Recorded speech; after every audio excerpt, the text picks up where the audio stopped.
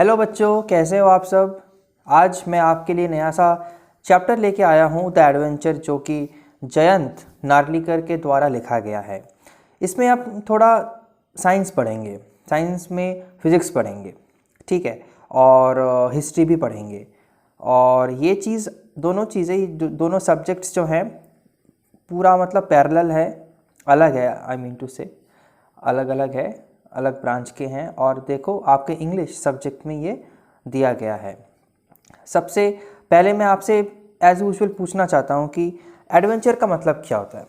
Adventure का मतलब कोई भी एक्साइटिंग भरा कोई भी चीज़ है ना। तो हिंदी में अगर मैं इसको अनुवाद करूँ तो असाधारण, उत्तेजक एवं संकटपूर्ण अनुभव, ऐसा कुछ जो कि अनयूजुअल हो, हटके हो रोज़मर्रा की ज़िंदगी से। और इसमें मैं आपको थोड़ा ओवरव्यू दे देता हूँ, ये किस प्रकार का मतलब एक्सपीरियंस होगा। मैंने कुछ प्रिपेयर किया हुआ है, मैं आपके साथ शेयर करना चाहता हूँ। Jayant Narlikar's the adventure combine science and fiction. जैसे कि मैंने आपको पहले बताया कि ये साइंस और फिक्शन को मिला के एक चैप्टर बनाया गया है। साइंस मतलब विज्ञान और फिक्शन मतलब हम जो सोचते हैं और उसको एक्सप्रेस करते हैं। फिक्शनल मतलब कहानी भरा, मतलब जो भी हम सोचते हैं उसको हमने एक्सप्रेस कर दिया, ठीक है, जो कि रियलिटी से कोई वास्ता नहीं रखता। The miss adventure that cost professor Gaitonde's unconsciousness has been explained. तो यहाँ पे एक सज्जन व्यक्ति है, प्रोफेसर गेटोंडे। वो उनका क्या होता है, वो अनकॉन्शियसनेस में चले जाते हैं। मतलब वो जीवित तो हैं मगर उनके साथ क्या घटनाएं घट रही है उनको ये मालूम नहीं है। ये कैसे होता है और इसके पहले क्या क्या सिनेरियो है मैं आपको अभी बताऊंगा। और उस अनकॉन्शियसनेस के दौरान उनके साथ जो घटनाएं घटती हैं वो सब द एडवेंचर में लिखा गया है। Has been explained on the basis of catastrophic theory. उनका वो एक द्वारा से मैं आपको पढ़ देता हूँ। The miss adventure that cost professor Gaitonde unconsciousness has been explained on the basis of catastrophic theory. तो वो जो अनकॉन्शियसनेस में चले गए थे वो किसके ऊपर बेसिस था, कैटास्ट्रॉफिक थियरी के ऊपर। और उस दौरान उनके साथ जो घटनाएं घटित हुई वो इसमें लिखा गया है। Reality is never one sided but has many manifestations. Reality का कोई एक साइड नहीं रहता, उसके बहुत सारे मैनिफेस्टेशंस होते हैं, मतलब बहुत सारे उसके डायमेंशंस, एंगल्स होते हैं। But observer can see only one at a time. मगर जो देखने वाला है वो बस एक ही देख सकता है, एक ही समय पर। अब ये होता क्या है, होता यूँ है कि ये जो गेटोंडे, प्रोफेसर गेटोंडे की मैंने बात करी, ये असलियत में जा रहे थे, ट्रैवल कर रहे थे अपना लेक्चर देने के लिए, ठीक है। उसी दौरान क्या होता है कि उनका जो कार है, जिस कार से वो जा रहे थे, उस कार का एक्सीडेंट हो जाता है।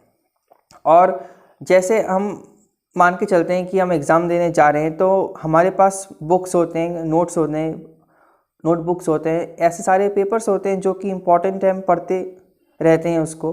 तो वो भी उसी तरीके से अपना अध्ययन कर रहे थे उन पेपर का, और जो भी उनके पास स्पीच देने के लिए, लेक्चर देने के लिए नोट्स थी। तो जब उनका एक्सीडेंट हो जाता है उसके बाद भी उनका माइंड जो है वो एक्टिव रहता है, मगर उनका बॉडी या मान लो बॉडीली फंक्शन जो है वो क्या हो जाता है, इनएक्टिव हो जाता है। वो 2 दिन के लिए कोमा में चले गए थे। और जब ये हादसा हुआ था उसके बाद वो जब हॉस्पिटल में एडमिट हो गए, उस दौरान जो उनके दिमाग में चल रहा है, आप कह सकते हो अनदर वर्ल्ड, एक अलग सा ही जगत जो कि हमारे दिमाग में होता है, जो वो एक्चुअली करना चाहते थे, वो सब जो अकाउंट है, वो सब जो वर्णन है वो इसमें लिखा गया है द एडवेंचर में। कुछ समझा पाया हूँ आपको मैं? कोई डाउट हो तो ज़रूर पूछना। इतना सा समझ में आया? और भी थोड़ा मैं उसको बखान करता हूँ। तो वो कहाँ पे अपना लेक्चर देने जा रहे थे? सर्वप्रथम आज़ाद नगर। ये कहाँ पे है? आज़ाद नगर बॉम्बे में है। और वो किससे ट्रैवल कर रहे थे? कार से ही, ठीक है, मतलब रोड ट्रांसपोर्टेशन से वो जा रहे थे। उसके बाद वो किस टॉपिक पर अपना लेक्चर देना चाहते थे? उस टॉपिक का क्या नाम था? मालूम है आपको? मैं बताता हूँ आपको। What were the implications of catastrophic theory on Battle of Panipat? क्या implications थे कैटास्ट्रॉफिक थ्योरी का जब बैटल ऑफ पानीपत हुआ था? अच्छा, बैटल ऑफ पानीपत कितने सारे हुए थे? First, second, third. तो वो थर्ड बैटल ऑफ पानीपत के ऊपर उनका लेक्चर था। यहाँ पे हम देख सकते हैं, जो कि साइंस के स्टूडेंट हैं, आप क्लास 11th में हो तो बहुत जन साइंस स्ट्रीम लिए हुए हैं और बहुत जन आर्ट्स या ह्यूमैनिटीज़ स्ट्रीम लिए हुए हैं। तो आप देख सकते हो कैटास्ट्रॉफिक थियरी जो है ये किसके अंतर्गत आता है? फिजिक्स के अंतर्गत।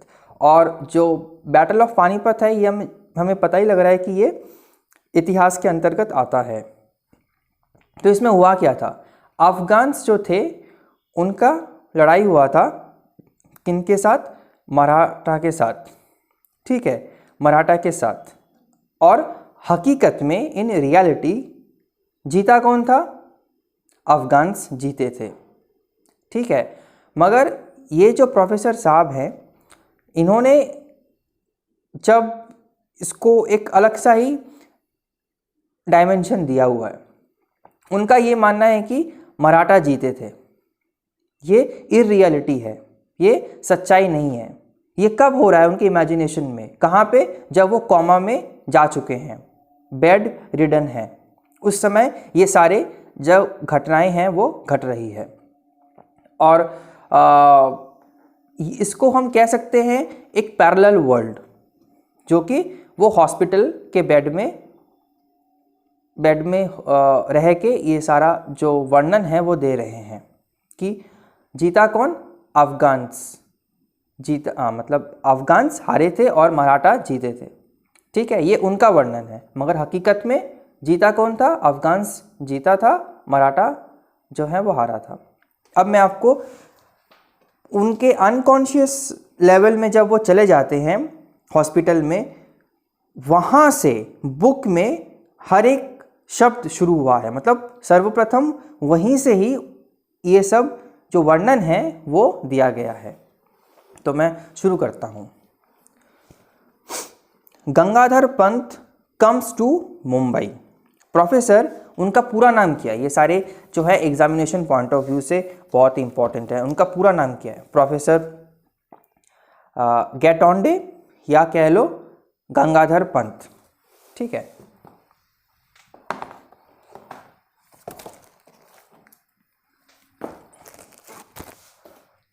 हाँ, प्रोफेसर गैटोंडे और Gangadhar Pant was travelling bye जीजा माता एक्सप्रेस। तो बहुत ही आसान से यहाँ पे हमें पता लग रहा है कि प्रोफेसर गैटोंडे या उनका पूरा नाम क्या था? गंगाधर पंत। वो किससे सवारी कर रहे थे? जीजा माता एक्सप्रेस, जो कि ट्रेन का नाम है। किसका नाम है? ट्रेन का नाम है। देयर वॉज वन खान साहब ऑल्सो इन द कंपार्टमेंट। जब हम और आप कभी ट्रेन से सफ़र करते हैं तो हमारे आसपास में लोग तो रहते ही रहते हैं कि नहीं रहते? रहते हैं ना। तो वैसे ही उनके जो को पैसेंजर है, उनके साथ जो ट्रैवल कर रहे हैं, उनका क्या नाम है? खान साहब। क्या नाम है उनका? Khan Sahab.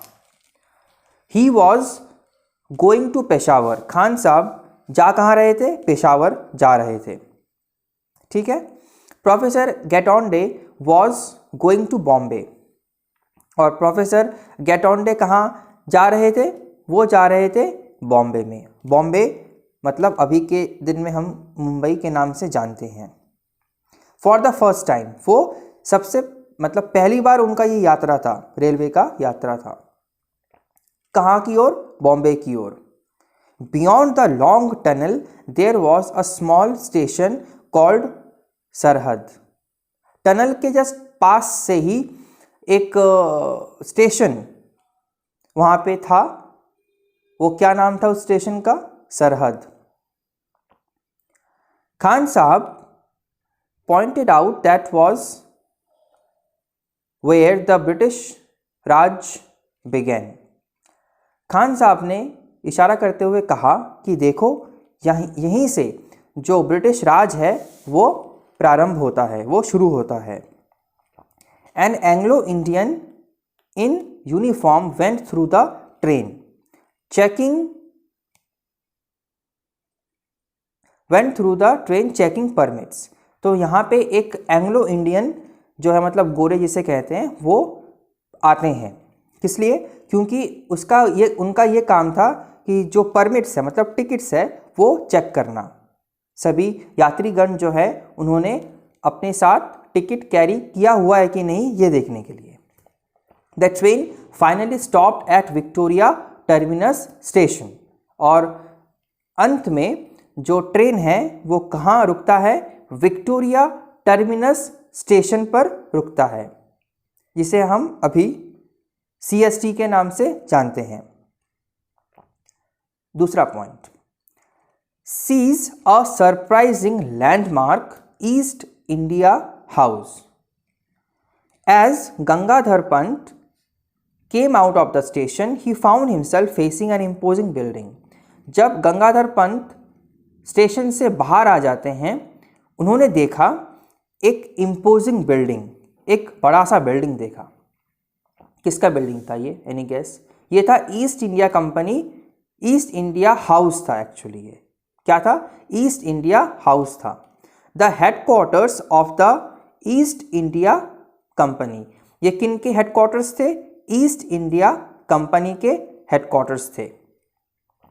He was shocked and surprised. वो शॉक हो गए और सरप्राइज्ड हो गए, भौचक्का खा गए। The East India Company had been wound up just after the events of 1857। इसका ये मतलब है कि 1857 के बाद जो ईस्ट इंडिया कंपनी है वो डिसॉल्व हो गया था, मतलब वो खत्म हो गया था। He entered Forbes building. वो कहाँ पे एंटर किया? अभी Forbes building. He wanted to meet Vinay Gaitonde his own son there. तो वो किससे मीट करना चाहते थे? भेंट करना चाहते थे, मिलना चाहते थे अपने ही पुत्र से। उनका नाम क्या था? Vinay Gaitonde. He was not found there. मगर उनको अपने पुत्र से मिलने का ये अवसर नहीं मिला, क्योंकि वो वहाँ पे थे ही नहीं, वो वहाँ पे मिले ही नहीं। After having had a quick lunch at a restaurant, he made his way to the town hall. कुछ उन्होंने फटाक से लंच किया, कुछ खाया पिया, कहाँ पे?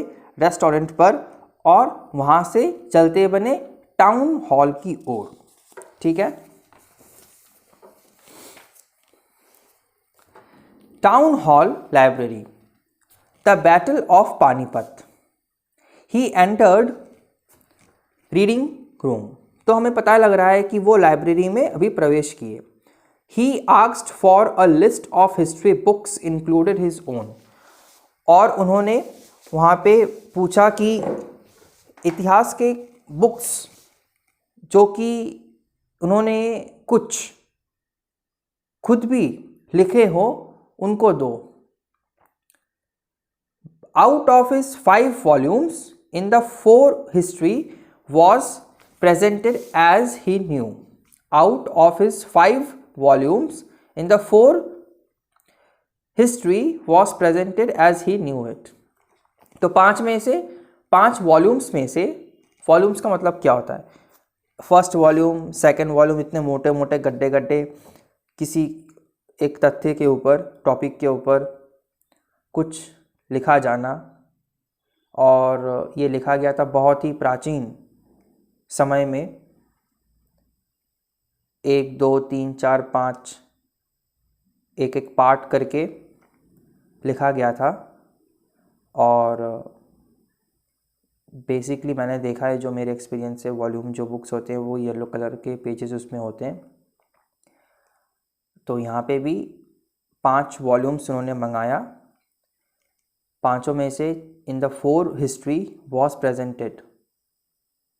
चौथा वाला जो इतिहास का जो वॉल्यूम था वो प्रेजेंटेड किया गया उनके सामने, जैसे कि उनको ये मालूम था। Only in the 5th book history had taken a different turn. मगर 5वां जो वॉल्यूम था वो कुछ अलग सा ही था। The book described the battle of Panipat. तो उसमें दिखाता है जो बैटल हुआ था पानीपत का, वो डिस्क्राइब किया हुआ है, मतलब एक्सप्लेन किया हुआ है। It mentioned that the Marathas won it handsomely. ये बताता है कि मराठा जो था वो बैटल ऑफ पानीपत को जीते थे। Abdali was defeated and chased back to Kabul by the victorious Maratha army. जो अब्दली जो थे, मतलब अफ़गान से जो आए हुए थे, वो लोग दोबारा से काबुल चले गए। और किन्होंने मार भगाया उनको? मराठा आर्मी ने। ऐसा उस 5वें वॉल्यूम में लिखा गया है, मगर ये हकीकत में ऐसा हुआ नहीं था कुछ, बता दूं। ये तो उनके इमेजिनेशन में हो रहा है ये सारी चीज़ें, ये सारे घटनाएं। The Marathas were led by Sadashivrao Bhau. और लीडर कौन था, लीड कौन कर रहा था? Sadashivrao Bhau and his Neiphiu विश्ववासराव। और उनके जो भतीजे थे, क्या नाम था उनका? विश्ववासराव। It was his own book, yet he was reading such an account of the Battle of Panipat for the first time. ये उनका ही बुक था जो कि वो खुद ही पढ़ाई कर रहे थे। और वो किसके ऊपर पढ़ाई कर रहे थे? द बैटल ऑफ पानीपत, एकदम पहली बार। मतलब लिखा गया उनसे ही था, मतलब उन्होंने ही लिखा था, मगर वो पढ़ाई उसको अध्ययन कर रहे थे फर्स्ट टाइम। ऐसा कुछ अटपटा सा है ना, इसलिए मैंने कहा था, ठीक है, कि ये सारे जो है ना फिगमेंट ऑफ इमेजिनेशन में हो रहा है, रियलिटी के साथ उसका कोई वास्ता नहीं। अगर कहीं पे भी कुछ भी डाउट आता है ना, तो आप ज़रूर मेरे को बताना, मैं कोशिश करूँगा जितना हो सके क्लियर करने का, ठीक है, डोंट वरी। देखो उसके बाद next point, history taken a different turn. इतिहास ने एक अलग सा ही टर्न ले लिया। क्या था वो टर्न? जरा पढ़ते हैं, देखते हैं। The victory was a great moral booster to the Marathas. जब मराठा जीते थे, ये जो वॉर था, तो उनको बहुत ही अपने ऊपर आत्मविश्वास आ चुका था। वो बहुत ही सेल्फ कॉन्फिडेंट हो चुके थे। They established their supremacy in northern India. और जो नॉर्थर्न इंडिया है, नॉर्थ पार्ट जो है इंडिया का, वहाँ पे अपना जो बाहुबली टाइप है, सुप्रीमेसी जो है, या कह लो अपना जो कह सकते हो शक्ति जो है, वो वहाँ पे स्प्रेड उन्होंने करना शुरू कर दिया था। The company gave up its expansionist programme. और जो कंपनी था, उन्होंने छोड़ दिया था यहाँ पे कब्जा करना। कंपनी का यहाँ पे क्या अर्थ है? ब्रिटिश को दर्शा रहा है। अब मराठा यहाँ पे आ चुके हैं, तो उनका अब कोई यहाँ पे शक्ति नहीं रह जाता। It's power was reduce to pockets near Bombay, Calcutta and Madras.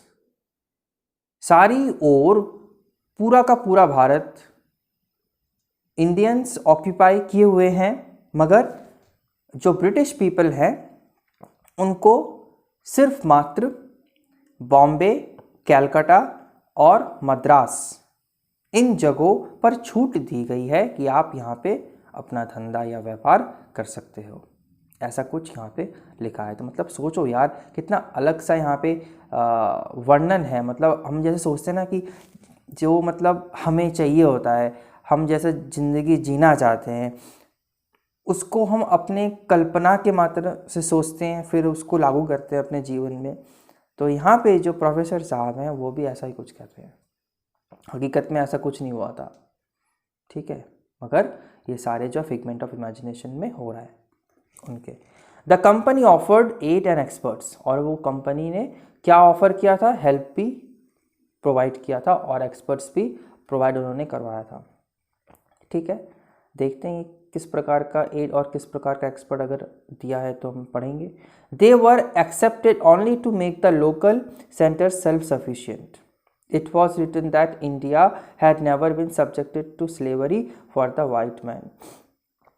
तो मतलब यहाँ पे ये उनका मानना था प्रोफेसर साहब का कि लोकल पीपल जो थे या लोकल सेंटर्स जो थे हमारे भारत में ही, लोकल सेंटर्स मतलब जैसे ये इम्पोर्टेंट जो जगह हो गए बॉम्बे, कलकत्ता, मद्रास और जो भी इम्पोर्टेंट सेंटर्स हो गए, ये मतलब सेल्फ इनफ थे, मतलब फेयर इनफ है ये चीज़ अपने इकनॉमी को इन्हांस करने के लिए, भारत के इकनॉमी को इन्हांस करने के लिए, और बाहर से या और कुछ नहीं चाहिए अलग से।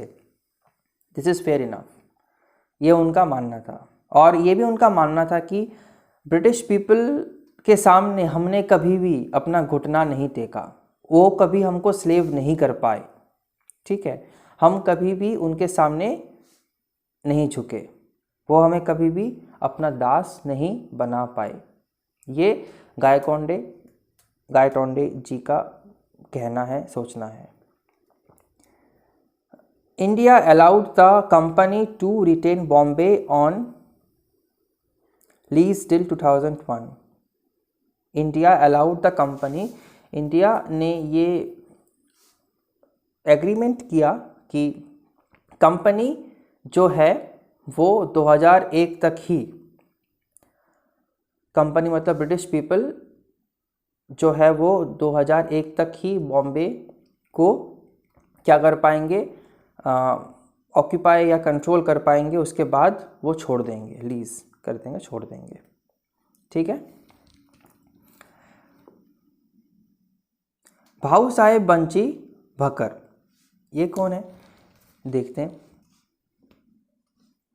Gangadhar Pant wanted to find out how the Marathas had won the Battle of Panipat. Gangadhar Pant चाहते थे कि वो जानना ये चाहते थे कि कैसे मराठा जो है वो बैटल ऑफ पानीपत जीते थे, विन किए थे। Bhau Saheb bakhar gave him the clue, और ये भाऊ साहब भाकर जो है उन्होंने इसका एक आइडिया दिया था। In the account of the battle it was written that a bullet brushed past Vishwasrao and he was saved. तो भाऊ साहेब बंची वो बताते हैं कि मतलब वो in the account of battle, okay, in the account of the battle it was written, जो battle हुआ था पानीपत का, थर्ड बैटल ऑफ पानीपत, तो वहाँ पे एक बुलेट जो कि विश्ववासराव के पास से गुजर गई और वो बच गए।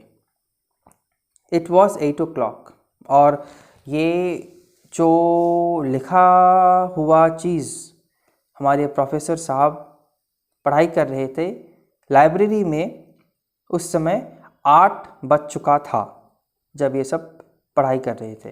तो उस समय the library close for the day, और 8 बजे के अंदर या 8 बजे से लाइब्रेरी, रात का 8 बजे, ठीक है, लाइब्रेरी बंद हो जाता है।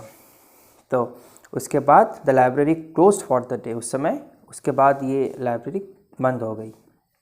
Absent mindedly he also shoved the bakhar into his left pocket, और जाने अनजाने में उनसे अपनी बाई जेब में भकार को भी डाल लिया, ठीक है, भकार को भी डाल लिया, मतलब पीस ऑफ पेपर जो भी था वहाँ पे उन्होंने अपना डाल लिया इसके बारे में।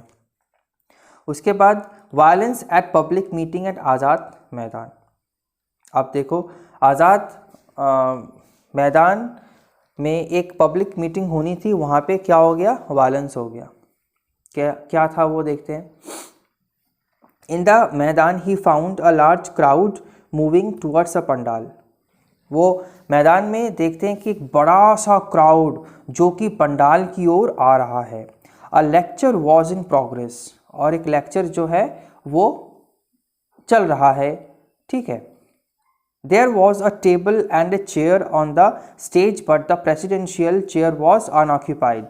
तो वहाँ पे देख रहा है हमारे प्रोफेसर साहब, वहाँ पे देख रहे हैं कि वहाँ पे टेबल है, चेयर है, मगर उस प्रेसिडेंशियल चेयर या जो गेस्ट ऑफ ऑनर जिनके लिए वो चेयर रखा गया था वहाँ पे कोई भी नहीं आया। He was stirred to the depth. Stirred मतलब स्टिमुलेटेड हो जाते हैं कि अरे यार अच्छा ही है, हम भी देखते हैं कि वहाँ पे हम बैठ सकते हैं कि नहीं, उनको ये चाहत हुई। He move towards the chair, वो चेयर की ओर गए। The public shouted at him, और पब्लिक जो है उनके ऊपर चिल्ला उठी। To be away from the platform, कि आप वहाँ से दूर चले जाओ, उस चेयर से दूर चले जाओ। They reminded him that the chair was merely symbolic, ये मानना था कि वो जो चेयर था वो केवल मात्र सिम्बॉलिक था। Professor Gaitonde went to the mic and gave went to his views, और वो माइक के पास गए और अपना जो एक्सप्रेशन है, अपना जो लेक्चर है वो वहाँ पे देने गए। But the lecture, I mean to say views, जो उनका दृष्टिकोण है वो देने गए। But the audience was in no mood to tolerate him, मगर वहाँ पे जो श्रोता थे, जो ऑडियंस थे, दर्शक थे, वो उनका मूड ऐसा नहीं था कि वो सुनने लायक हो उनको। He soon became a target for a shower of tomatoes, eggs and other objects। और इसी बीच क्या होता है, वहाँ पे जो दर्शक है वो टोमेटो, पता ही है लाल लाल कैसा होता है, अंडा और अलग अलग इस प्रकार के जो सामग्री है, उन सामग्रियों के साथ अटैक करते हैं प्रोफेसर साहब को।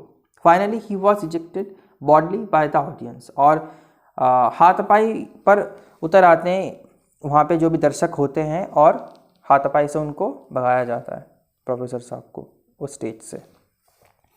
गंगाधर पंत शॉट राजेंद्रस एडवाइस, गंगाधर पंत ने राजेंद्र की सहायता मांगी, ठीक है। देखते हैं क्या है। He described the whole incident to Rajendra. उन्होंने पूरा ये विवरण जो उनके साथ हुआ किसको देते हैं, राजेंद्र जी को। After he became a victim of public violence, he had a collision with a truck। और वो पब्लिक वायलेंस का शिकार होके वो ट्रक के साथ भी कोलाइड कर गए। कोलाइड मतलब एक्सीडेंट कर गए। ही रिगेन कॉन्शियसनेस आफ्टर 2 days, उनको होश आया 2 दिनों बाद। He told Rajendra that at that time of collision he was thinking of the catastrophic theory, और वो बता रहे हैं राजेंद्र को कि जब उनका कॉलिजन हुआ था, टकराव हुआ था, तो उस समय वो कैटास्ट्रॉफी थियरी के बारे में सोच रहे थे। And it's implication for history, और ये कैसे इम्प्लाई हुआ, लागू हुआ इतिहास पे, इस पर वो चिंतन कर रहे थे। To prove his point professor Gaitonde showed a page torn out of a book to Rajendra. ये प्रोफेसर साहब राजेंद्र को दिखाना चाहते थे कि उन्होंने एक पेज भी लिया हुआ है, मतलब काटा है, प्रूफ करने के लिए कि देखो मैं तो ऐसा कुछ अपना काम कर रहा था। राजेंद्र रेड द टेक्स्ट, और राजेंद्र ने उस टेक्स्ट को पढ़ा। The page contain the vital evidence on the battle of Panipat, और उस पेज में क्या लिखा हुआ था, जो भी इम्पोर्टेंट पॉइंट्स थे बैटल ऑफ पानीपत में वो सारे जो प्रूफ्स उस पेज में लिखा हुआ था। Then Gangadhar Pant produced his own copy of Bhau Saheb bunchy बखर, और उसके बाद गंगाधर पंत ने प्रोड्यूस किया अपना ही एक कॉपी भाऊ साहेब बंची बखर के ऊपर। His account of the battle ran thus Vishwasrao was hit by the bullet. उसमें यह था कि विश्वराव जो था वो हिट हो गए थे बुलेट के द्वारा। ठीक है, मतलब यहाँ पे डॉट डॉट दिया गया है, पूरा बताया नहीं गया है, मैं बताता हूँ, उसको क्लियर करता हूँ। अप टू नाउ ही, अच्छा, Rajendra was now more serious, अब राजेंद्र और भी ज़्यादा सीरियस हो गए। Up to now he considered professor Gaitonde's experience just a fantasy.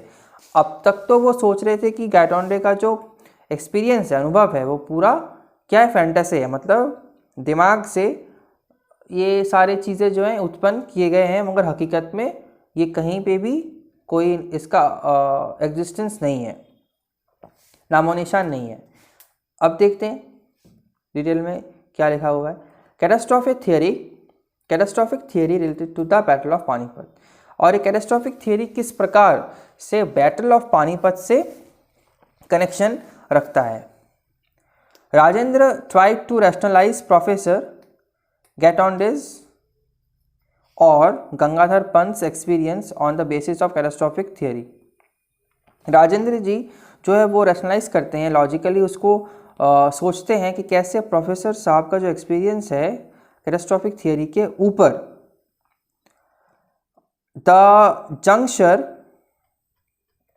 Eight which Vishwasrao was killed prove to be the turning point. जो समय था जब विश्वराव जी का मर्डर हुआ था, वो प्रूव करता है कि यह एक टर्निंग पॉइंट है। On the torn page it was described that the bullet missed Vishwasrao. उस पेज में ये लिखा गया था कि जो विश्वराव है वो बुलेट से आघात या उनका मर्डर नहीं होता है, बुलेट उनके पास से गुजर जाती है, एकदम बारीकी से गुजर जाती है। इट वॉज क्रूशियल, ये काफ़ी इंपॉर्टेंट था। It boasted the moral of the army, और जब लीडर खुद शिकार नहीं हुआ दुश्मनों का, तो उस समय जो मोरल था उस लीडर का और उसके आर्मी का, वो ज़्यादा हाई हो गया। Rajendra continued that reality is limited to see to what we see. Rajendra का ये मानना था कि रियलिटी जो है वो वही है जो हम देखते हैं, यह यहीं तक ही सीमित है। The lack of determinism in quantum theory proves this point.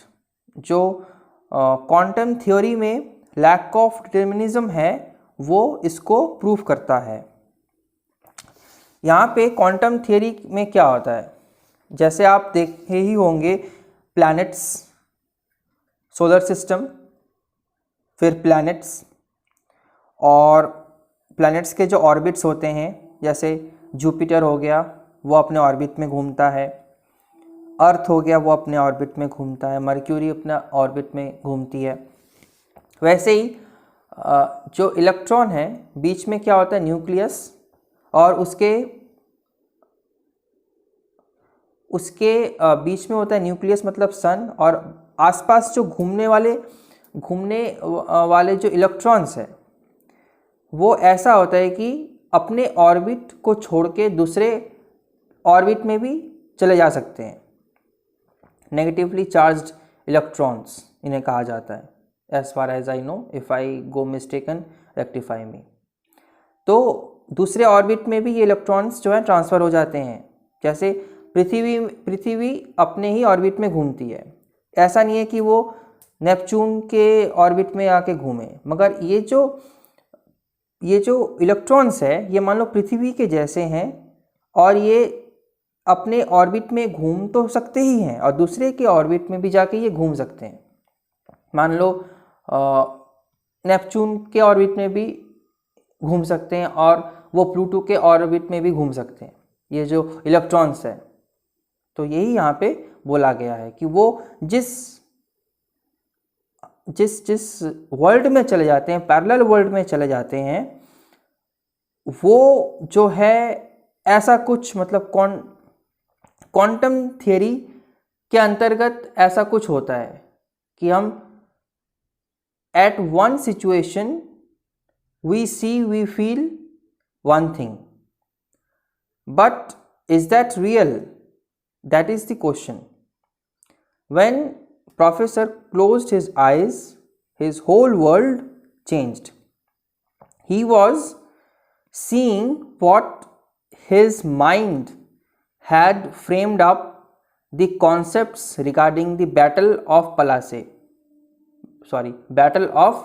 Panipat, and from there on whatever he thought according to his convenience, all those activities, all those things happened.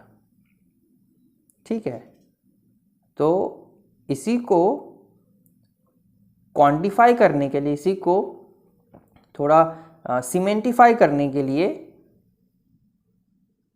Quantum theory का इस प्रकार से इसमें प्रयोग हुआ है।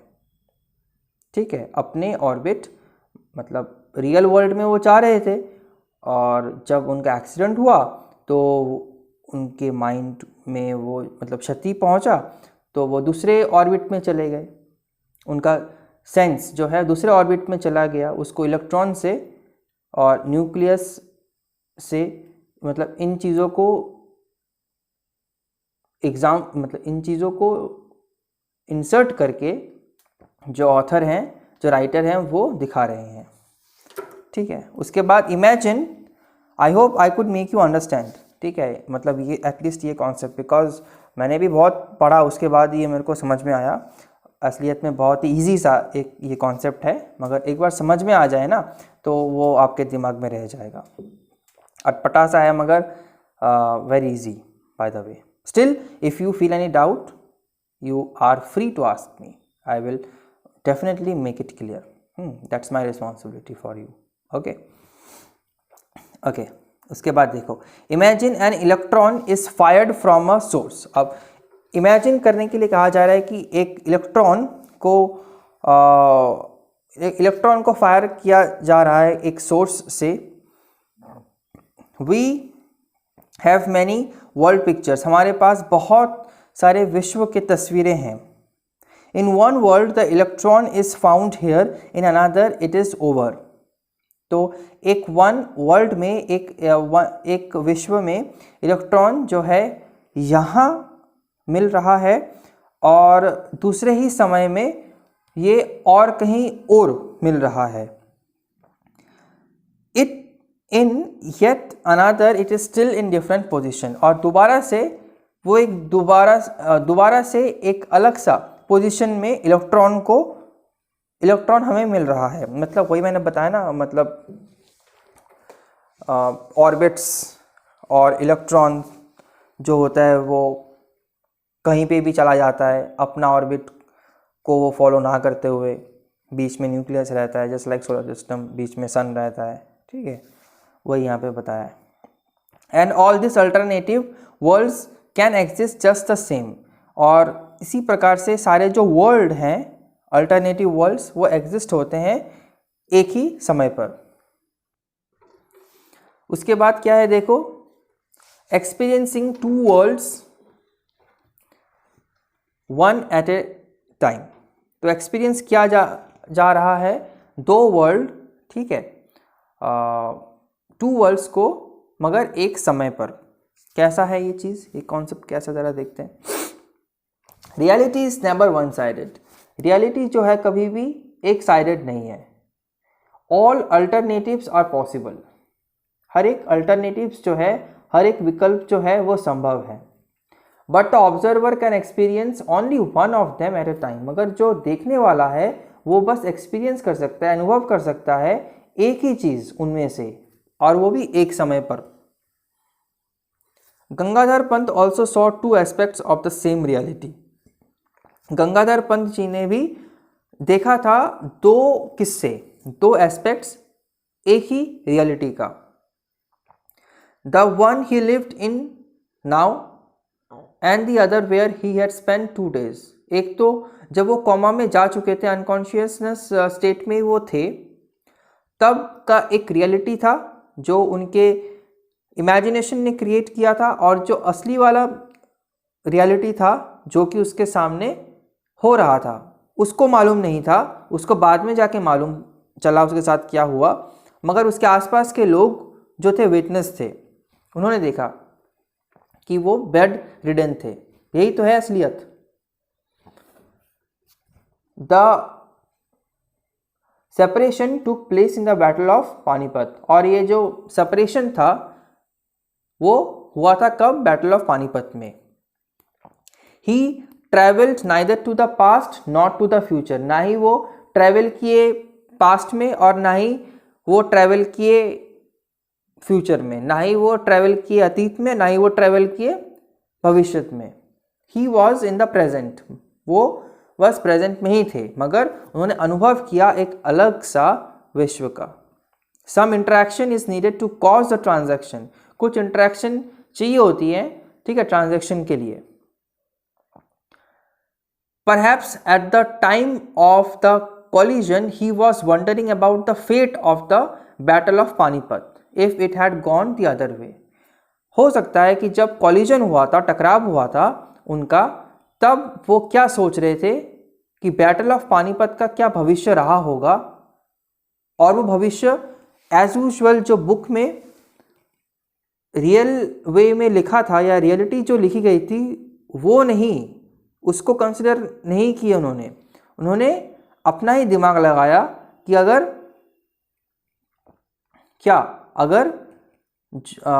मराठा इसको जीत जाते और अफगान्स को हरा देते, अब्दली और उनके जो आर्मी थे वो अगर हार जाते और जो मराठा किंग अगर जीत जाते तो किस्सा कैसा होता, यह उन्होंने दिखाने का पूर्ण प्रयत्न किया। ठीक है, और इसी के साथ ही ख़त्म होता है। तो दोबारा से मैं कहना चाहूँगा, कोई भी अगर डाउट हो, छोटा बड़ा क्या कुछ भी, तो आप ज़रूर मेरे से पूछो, मैं आपको सब बता दूँगा। और जो नाम हैं, कैरेक्टर्स हैं, और जो सीक्वेंस वाइज उनके साथ जो हैपनिंग्स हो रहे हैं उनको ध्यान में रखना, इसी से ही अधिकतर प्रश्न बनते हैं और यही पूछा जाता है और ज़्यादा कुछ है नहीं। क्वांटम थियरी और ये सब एकदम फिज़िक्स वाला कॉन्सेप्ट जो है पूरा का पूरा आप इसमें अप्लाई ना ही करो तो बेहतर है, बस सरफेस लेवल में समझ लो यहाँ पे उसका क्या प्रयोग है, ऑथर ने किस प्रकार से इसको डिफ़ाइन किया है, इसको समझ लो तो काफ़ी है। और अगर साइंटिफिक वे में समझना चाहोगे तो और भी ज़्यादा क्योटिक हो जा सकता है। तो बेहतर है make it simple and make it more understandable by just making it simple, by having a simple and ordinary reading। Okay, बस और क्या। Okay, thank you for your time. मैं नेक्स्ट वीडियो में इसके की पॉइंट्स सीक्वेंस वाइज के अनुसार आपको समझाने का प्रयास करूँगा। Till then take care, bye.